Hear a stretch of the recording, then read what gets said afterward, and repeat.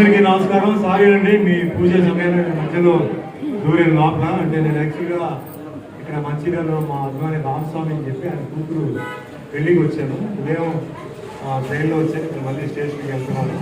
అయితే మా అభిమాని రామప్రకాష్ అరుణ గారు ఇట్లా గుడిలో పూజ జరుగుతుంది, నేను రావాలని చెప్పారు. ఇంకా ఒక విజిట్ ఉంది, అంతా నా గురించి అన్ని రామప్రకాష్ చెప్పారు. కాబట్టి నేను ఎవరు ఏ సినిమా యాక్ట్ చేసిన ఏం చెప్పాల్సిన పర్లేదు. అయితే ఇప్పుడు ఇందాక రామప్రకాష్ వాళ్ళ షాప్కి వెళ్ళి అక్కడ రంజాన్ పండుగ సందర్భంగా ముస్లిమ్స్కి, పేద ముస్లిమ్స్కి ఏంటంటే కొన్ని అత్యవసర వస్తువులు అంటే వాళ్ళకి సంబంధించిన ప్యాకెట్స్ ఆయన డొనేట్ చేశారు నా చేతుల మీద. చాలా సంతోషం. ఇలాగే మనందరూ కలిసి ఉండాలి. మన హిందూయిజం ఒక పక్కనే మనం కాపాడుతూ అదే మాదిరిగా మిగిలిన మరి మతాలు ఏదైతే ఉన్నాయో వాటిని కూడా గౌరవించుకుని అదే ఇందాక చెప్పాను, అందరూ గొప్పలే.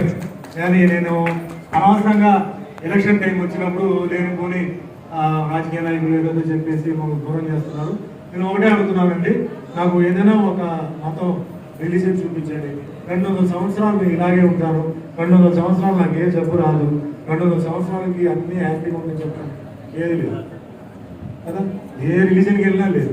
మన కరోనా వచ్చినప్పుడు అందరూ పోయారుగా, అన్ని మతాలు అన్ని కులాలు సంబంధించిన పోయారు. ఎందుకు గొడవ చేసుకోవడం? గొడవ చేయకుండా మన మతాలు కులాలు జాగ్రత్తగా ఇంట్లో పెట్టుకుందాం. బయటకు వస్తే మనం అందరూ ఒకటే, ఒకరొకరికి సాయం చేస్తూ ఒకరొకరికి సంతోషిస్తూ పిల్లలు భవిష్యత్తు మనం మైండ్లో పెట్టుకోవాలి. పిల్లల భవిష్యత్తులో చదువు, ఉద్యోగం, రేపు పెళ్ళి లేకపోతే విదేశాలకు వెళ్ళడం వాడు బాగుండాలి. ఇదే మన టార్గెట్ ఉండాలి. అంతేగాని మిగతా విషయాలు పాలిటిక్స్లో ఉంటారు, వాళ్ళు చూసుకుంటారు. ఈ మధ్య పాలిటిక్స్ స్టైల్ కూడా చాలా మారింది. అటు నుంచి ఇటు చాలా జంపింగ్ జరుగుతుంది, అన్ని రూల్స్ మారుతాయి, జెండా మారుతుంది, ఎజెండా మారుతుంది. కాబట్టి దానికోసం మనందరూ గొడవ చూసుకోవడం, మనందరూ హ్యాపీగా ఉండాలి. వెంకటేశ్వర స్వామి ఆశీర్వాదంతో అందరూ బాగుంటారు ఆశిస్తూ నాకు ఈరోజు అవకాశం ఇచ్చినందుకు రామప్రకాష్కి, ఆయన మిస్టర్ శర్మ గారికి ధన్యవాదాలు చెప్తూ టెంపుల్ కమిటీ వారికి అందరికీ పేరు పేరున ధన్యవాదాలు. Thank you. Om Namo Venkateswara.